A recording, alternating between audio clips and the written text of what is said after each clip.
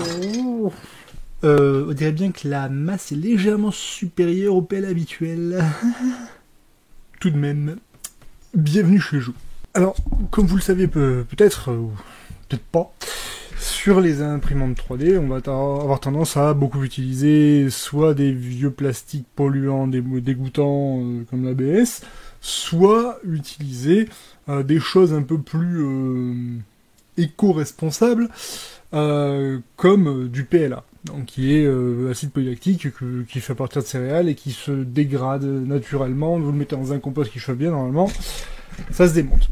Mais après on a des matériaux dits spéciaux. Alors on a les trucs comme Filaflex espagnol ou Ninjaflex, toutes ces matières qui sont qui sont plus proches d'un tissu une fois imprimé, étirable, dans le cas du Filaflex par exemple 7 fois. Et on a des matériaux, on sort des matériaux composés plus originaux, comme ça. Donc là, évidemment, c'est plus massif. Et on a des choses, alors, bon, moi ce que j'utilise pas mal, d'ailleurs, ça se voit, il est bien utilisé, c'est le bois. Donc, vous montrer, voilà, vous voyez des exemples de choses faites avec du filament de bois. Donc là, de pain, c'est, on dirait vraiment du bois. Hein, je veux dire, vous le vernissez, vous avez du bois. Quoi. Si vous le faites bien dense, après, vous pouvez amuser à travailler ça comme du bois tendre, il n'y a aucun problème. Même exactement les mêmes propriétés. Ensuite, on a ça. Alors, je n'ai pas de cuivre PLA ici, ni laiton PLA. Ce sont des choses qui pourraient être intéressantes, mais qui c'est très fragile, quoi. Enfin, c'est de la poudre mélangée. Là, celui qui m'a agréablement surpris, c'est le bronze.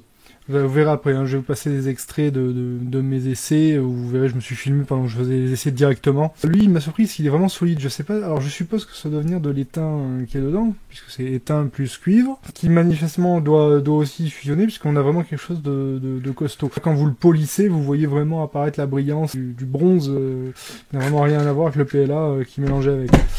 Et ça, c'est avec de la poudre d'acier, inoxydable. Alors, celui-ci, par contre, il peut être fragile si vous faites des choses assez fines. Si, par exemple, je fais ce genre de choses, petite croix de Gascogne, le milieu, il faut penser à le renforcer. On a des risques de fragilisation du tout. Ces choses-là peuvent éventuellement se faire vernir. Alors, je vais vous passer tout un tas d'images montrant tout ça. À peindre, ça peut être amusant, mais ça... Disons que ce qui est intéressant, c'est la masse. Attendez. Si je tape des choses que j'ai fait avec...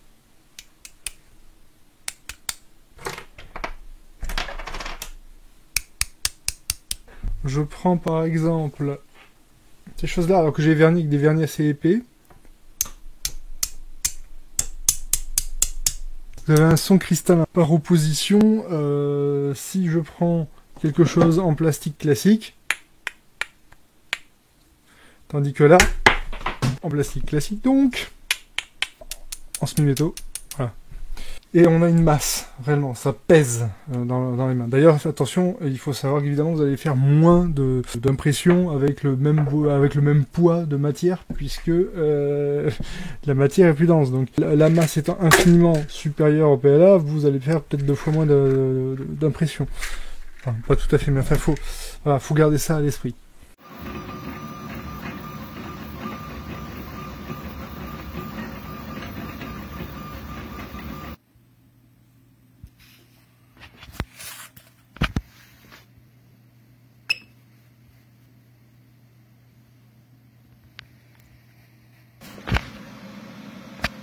Voilà, donc on va pouvoir nettoyer ça.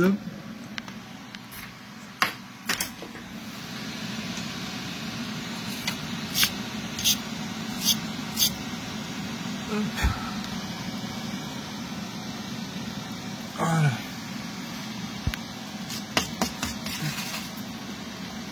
Alors, pas envie de m'enquiquiner à mettre la bulle-tac, qui est trop petite d'ailleurs pour cette surface. On se contente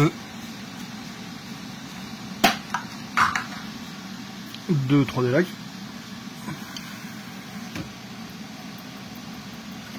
il y a une petite salle qui va m'énerver.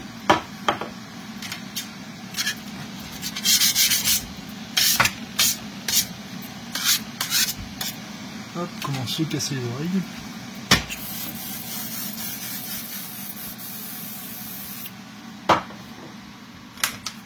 Hop, et on met à l'adhérence, c'est parfait. Pas besoin de chauffer quoi que ce soit, pas de... Alors...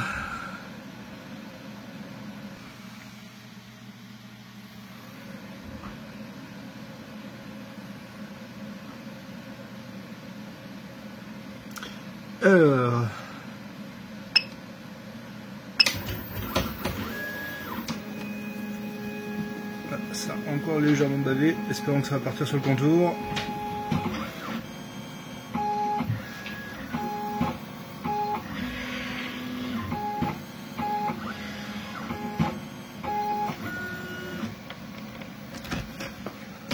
Alors là, on va faire ce que j'aime pas faire, mais j'aime pas avoir de la saleté tout autour. Hop.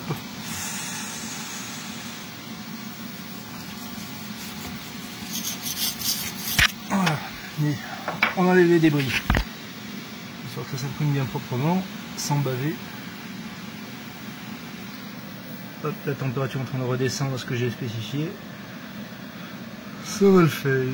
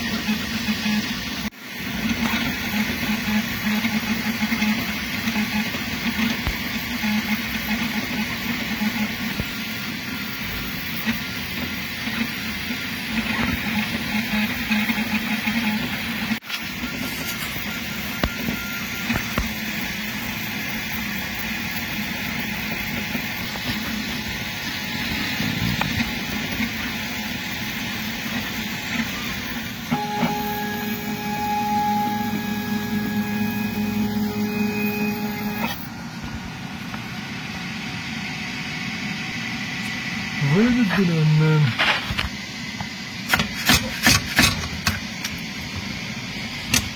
Alors là, j'ai mis trop.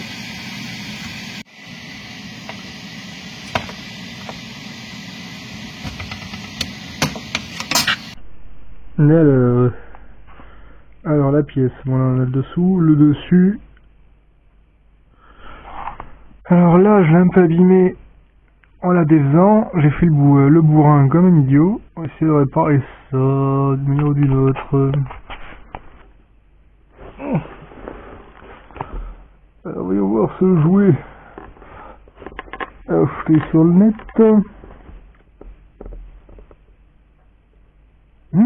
Amusant. C'est pas évident.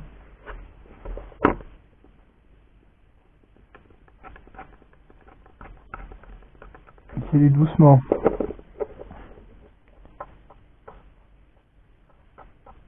Fait des pâtés, bon, ça permet toujours d'aplatir. Alors c'est amusant, j'ai une odeur de à la fois d'étain et de céréales dans le nez, c'est bizarre. Bon, c'est pas terrible. En chauffant, on n'obtient pas quelque chose de très... C'est difficile de rattraper quoi que ce soit. À la limite en mettant un peu de fil, en rajoutant un peu de matière peut-être, mais là, c'est pas extraordinaire, hein. Je casse tout plus qu'autre chose. Alors, premier passage au papier ponce, ça lisse bien. mais brille pas encore assez métalliquement. On obtient quelque chose d'un peu plus métallique, effectivement, après un petit polissage. C'est pas parfait, mais c'est déjà plus intéressant. Alors là, on dirait que ça se met quand même pas mal plus à briller. Et ça s'est éclairci. Donc là, on le voit pas forcément très bien. Mais ça s'éclaircit, ça brille un brin. Dommage que je l'ai abîmé en le sortant, que j'ai rafistolé ça comme ça, mais enfin. Donc on voit qu'au niveau de la surface, quand on le met à la lumière, on a des légers reflets métalliques. Et le poids y est, hein. J'ai donc fait à 50% de densité, on a vraiment quelque chose qui pèse. Et si je le mets, vous entendez, c'est clairement pas le son d'un plastique. Alors, et l'acier rit. Bon, ok, c'était nul. Ah, ça, le fil déjà, on voit le reste de fil bronze. C'est pas mal, mais alors l'acier, ouais, il brille direct, la vache. Attention.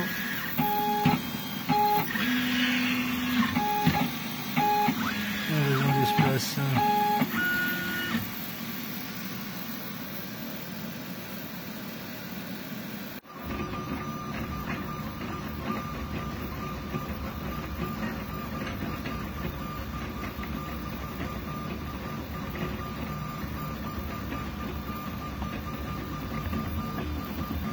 Ça part bien propre.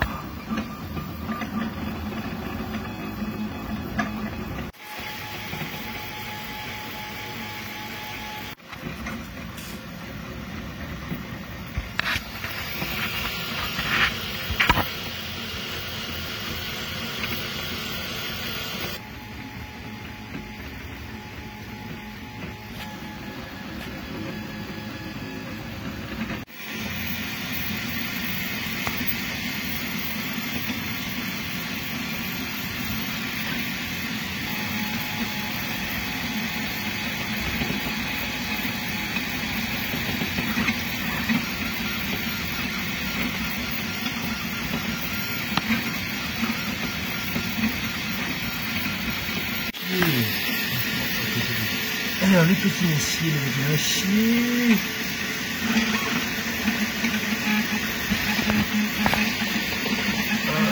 c'est carrément énorme. Ça m'a l'air d'être une propreté phénoménale.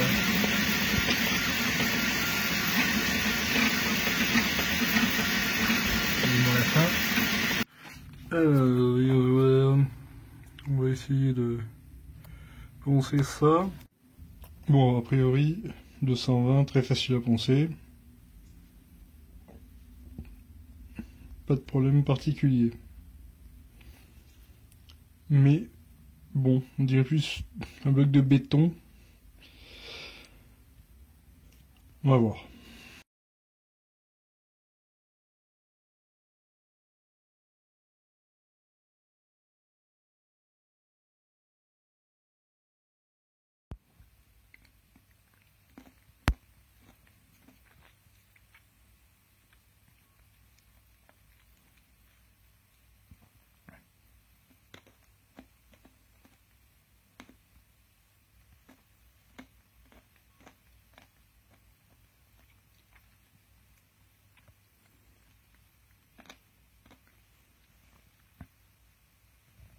Bon alors depuis, je me suis rendu compte que si on le polissait bien, le bronze pouvait avoir un aspect assez brillant métallique, même si là vous n'allez pas le voir des masses, je m'en doute bien. Je me suis rendu compte que si on mettait une fine couche... Oh, je l'ai rattrapé, voilà. Si on mettait une fine couche de vernis, donc de finition, on arrivait à avoir un truc assez intéressant aussi. On pourrait s'amuser aussi à le mettre trempé dans de l'encre et puis la faire dissoudre au-dessus pour que ça laisse juste à l'intérieur des inscriptions, dans le cas présent. La peinture, bon, ça fait un truc sympa, ça colle plutôt pas mal. Enfin là, c'est avec acier, c'est sur l'acier, donc j'ai la bombe. Hein. Peinture acrylique, forcément, colle très bien, comme tous les PLA.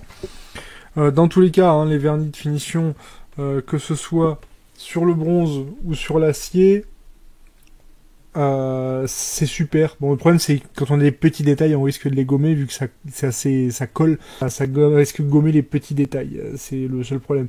Mais sinon, c'est vrai que derrière la laine d'acier, il commence à faire briller quand on met le vernis mat dessus.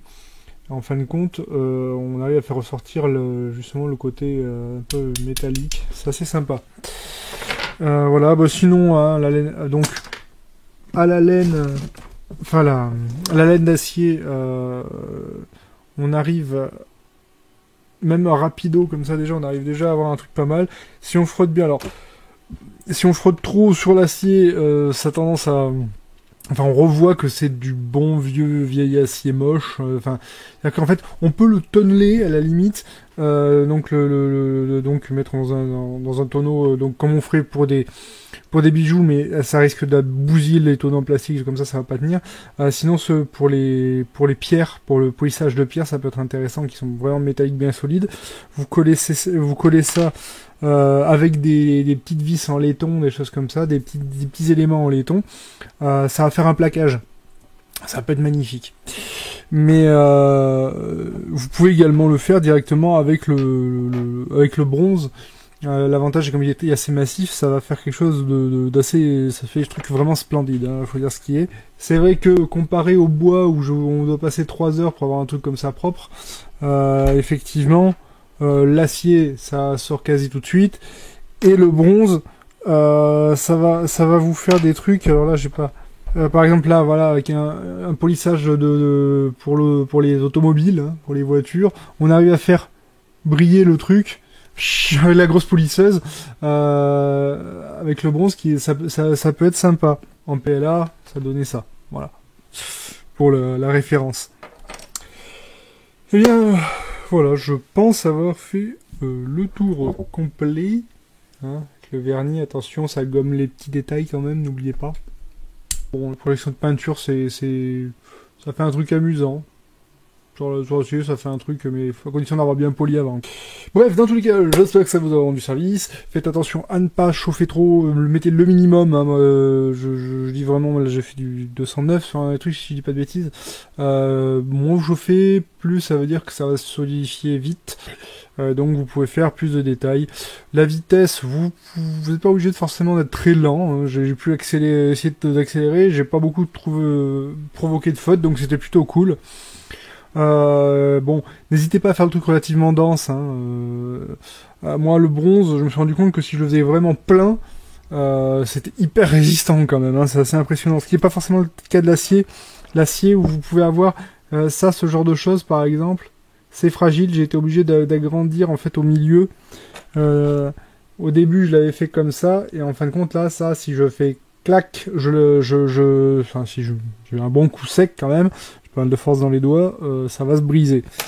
Alors que l'autre qui est plus petit, mais par contre où j'ai en fait agrandi la zone centrale, j'ai étiré le mesh, hein, je l'ai modélisé avec Blender, hein, donc c'est l'avantage par rapport à un logiciel de CAD, parce que c'est bien joli les gens, hein, vous aimez vos logiciels de CAD, mais une vraie 3D que vous modélisez réellement, l'avantage c'est que vous allez pouvoir étirer face par face, vous allez pouvoir travailler le truc. C'est beaucoup plus compliqué, je reconnais.